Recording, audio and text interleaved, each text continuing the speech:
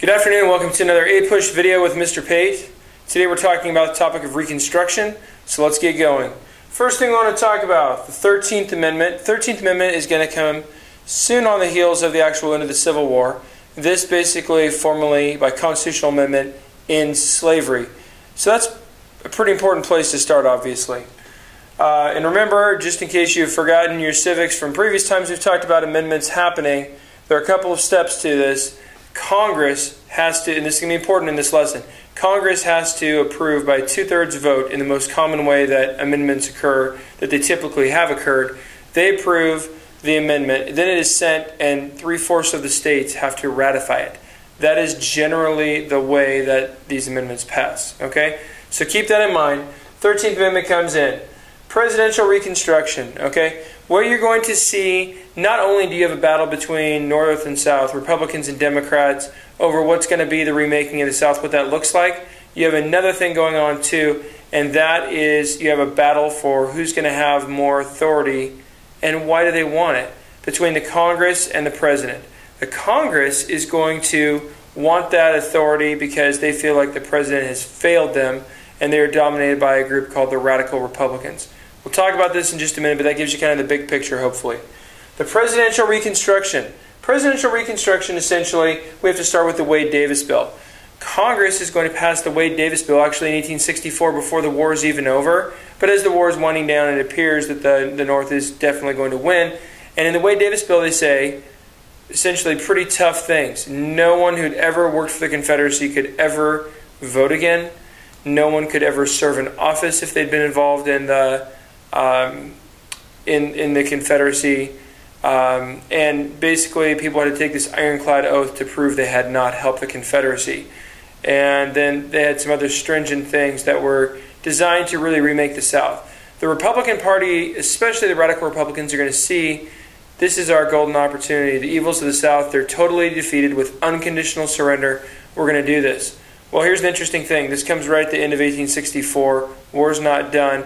Congress adjourns. This is another little civics lesson for you, in case you don't know this. In the way that it works, there are 4 things a president can do when a bill arrives at their doorstep. When they get the bill, they can either do nothing. That's basically 2 choices. And if Congress is adjourned, then the bill dies. Or if Congress is still in effect, the bill passes. This is a little bit more discreet way. It's not quite as outwardly aggressive as an actual veto. The other things they can do, of course, are sign the bill or actually veto the bill to get rid of it. Well, Lincoln is going to attempt something, because remember, this guy had this team of rivals, as the book describes it. All these people who are not necessarily all his biggest supporters, war Democrats, Radical Republicans, rivals for the Republican power and presidency. He's got this whole group he's juggling. So he understands that. But Lincoln is going to come up with what is called the 10% plan. And this means that it's a pretty easy return. It's a lot easier than what the Ironclad Oath and the Wade-Davis bill would have put into place. So Lincoln's going to pocket veto the bill. He chooses to wait till Congress is gone. They pass it right when and then they leave. He lets the bill die. So he does not support it. And he says, well, my approach is a 10% plan.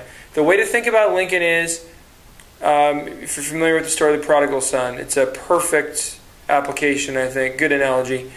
Lincoln is going to be, in the story, the son has totally wronged the father and expects to be treated like garbage when he gets back and become a slave or servant, and yet the dad welcomes him back and says, oh, I'm so excited, I love you. Well, Lincoln kind of does that. Lincoln he has all the control. The war is going to be unconditionally surrendered and ended. He could have done whatever he wanted. He's saying, hey, let's just forgive and forget, give me a big hug, South. And he just wants to move on. Instead of having some kind of an aggressive, anti-South feel, where he says, we're going to drop the hammer, that's actually going to be the Radical Republicans that we get to in a little bit. The 10% plan said a state could be readmitted when 10% of its citizens took an oath of allegiance. And it didn't have too much more than that. It was very minor in comparison to what the Wade-Davis bill was saying, which was 50% with an oath of allegiance, and a bunch of people would never be able to serve in the government again. Now, Johnson, after Lincoln's assassination, because remember, he's assassinated before the war is technically over, but a few days, 5 days after the surrender of Lee, when it's basically over, Johnson's going to come in and he's a different thing. Remember, we've talked in class about balancing the ticket, and you saw this with William Henry Harrison and John Tyler. You see it with Zachary Taylor and Millard Fillmore. Here we see it again. When presidents die and someone else succeeds them, they've often balanced the ticket. You see this later on with people like Theodore Roosevelt. You're going to see it with a little bit with Harry Truman, Lyndon Johnson, certainly. When presidents die in office, you tend to get someone very different than them.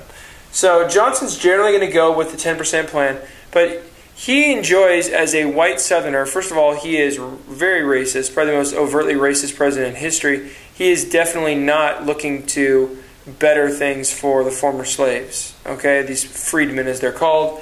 He doesn't care about them, but he was a champion of poor whites. He refused to secede when his home state of Tennessee did secede. He's going to say, hey, this is my chance to take it to these big old planter class people, the rich of the South, and they will not only respect me, but they will be willing to do what I say. So he kind of starts power tripping a little bit. Lincoln, so Johnson does follow the 10% plan, which is of course very lenient. And it's important to note a lot of radical Republicans who are going to be very mad at Johnson here in just a second, they were also critical of Lincoln, and some of them privately were not that upset when Lincoln died, thinking, well, we'll be able to pass wherever we want now. Little were they thinking that they had an even more conservative Andrew Johnson coming in, who was a war Democrat. He was brought on to balance that 1864 ticket. So Johnson is going to pretty quickly, within about a year, just be blank checking all of these states back in, and they're not really doing anything to deserve it. They're going with super easy terms, and he's not holding them to anything where former Confederates can't jump back in. And this is going to infuriate the next group, the radical Republicans in Congress. They have a sizable influence during the period of 1865 and 1866. But what's going to happen is, as soon as these governments come back in, they are instituting what's called the Black Codes. The Black Codes restricted African Americans and made them as close to slaves as they could possibly make them. Examples. One would be they could not serve on a jury. If they were found idle without a job somewhere, they could be put on a chain gang to just work for the government.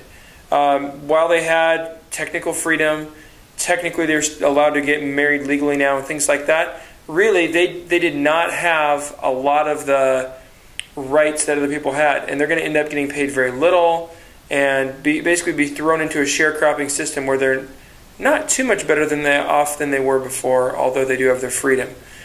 Well, combining Johnson's ease of return for the states and the Black Codes that they universally are implementing, and then the Ku Klux Klan starting to terrorize African Americans, the radical Republicans and even the moderate Republicans are going to be angered at this, and they kind of unite in an anti-Johnson stance. So they're going to pass what's called the Civil Rights Bill of 1866, which is going to attempt to stop many of these things, related to the Black Codes, KKK's behaviors, and things like that. And this really becomes, this bill becomes kind of the key issue of the 1866 election. Johnson is campaigning hard against it, and in many ways kind of becomes the champion of these Southern upper class people who want their system to remain afterwards. Well, after they go through, Johnson, he's going to lose. When I say he loses, he's not running on the ballot in 1866, but he is going to be pushing hard, and the moderate Republicans are going to get shoved aside more by the radical Republicans who take a dominant control in Congress, and Congress becomes extremely anti-Johnson. Now, in the podcast, you're going to hear about the things related to the 10-Year of Office Act and more about the Civil Rights Act of 1866 and how they go about the impeachment of Andrew Johnson. That's not really where we're going to go for today. We're just trying to get some visual things laid out for you a little bit here. So, radical Republicans are going to put the 14th Amendment into place. Now, as I said, you do not have to have, with the Constitutional Amendment, the president.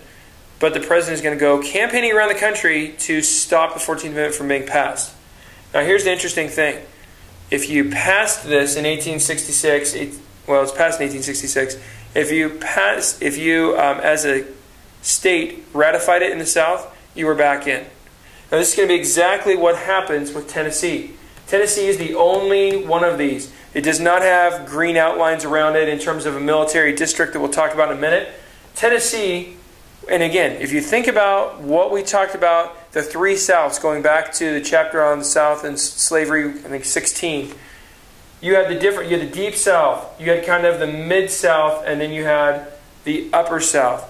Well, the upper South, of course, was not part of the Civil War at all on the Confederate side. They stayed with the Union. But Tennessee is not as tied to slavery. So they actually are able to get a majority and say, we ratify it, 14th Amendment's fine.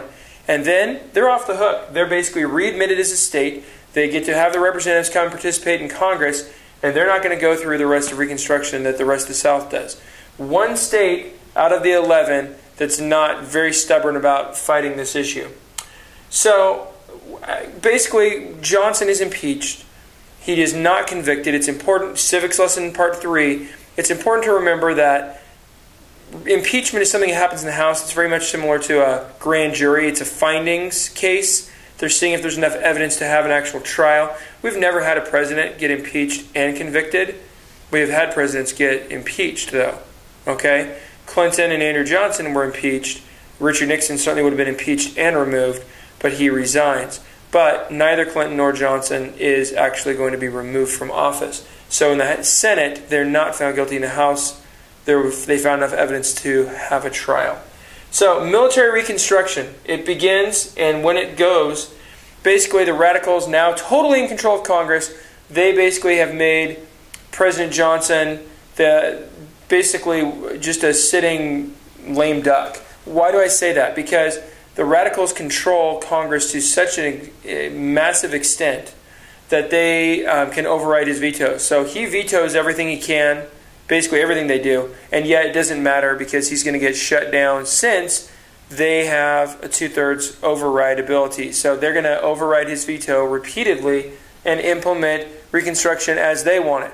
What do they want? The radical Republicans are looking at this saying, we want to have we're going to use the military basically. They put 5 generals in charge of different sectors of the South, and those generals are basically going to be charged with enforcing the rights and freedoms and protections of African Americans, and that the southern states are doing what they want, what they're expected to do, that basically they are there as kind of an occupying force in the Reconstruction of the South. Okay, moving on. So we've got Tennessee didn't have to experience that. All of the other states did. Eventually the 15th Amendment is going to be passed, which is African American right to vote. And of course that is going to be passed. It's not going to be heavily supported by the South. Reconstruction in the South, the military districts, that's not really going to end.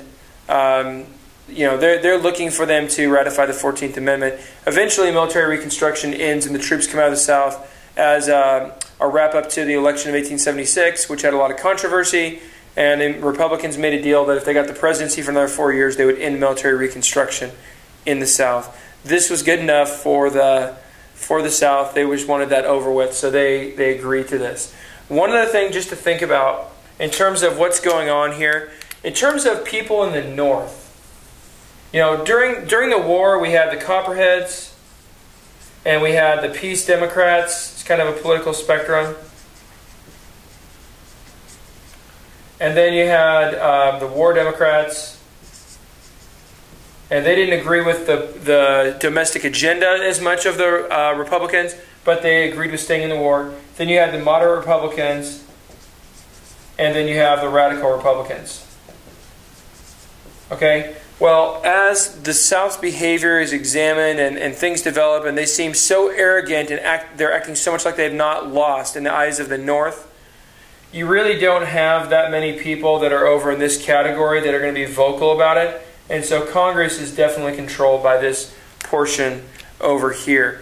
And again, until they are readmitted, only Tennessee being readmitted for quite a while, they don't have any representatives in Congress to try and change anything at that level. That's all the time we've got for today. Stay classy, San Barlow.